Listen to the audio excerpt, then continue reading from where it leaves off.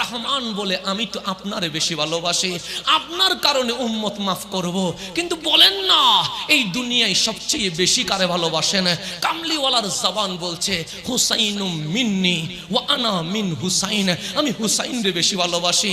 আমার আল্লাহ বলে হাবিব আপনার দিকে তাকায়া আমি যদি উম্মত মাফ করতে পারি, আপনি আমার দিকে তাকায়া হুসাইনকে কুরবানি করতে পারবেন না। হুসাইন যদি কুরবানি হয় উম্মত মাফ করে দিব। আমার রাসূল বলে হুসাইন আমার উম্মতকে মাফ করানোর জন্য তোমারে কারবালায় কুরবানি দিতে রাজি আছি, তুমি রাজি আছো নি বলো।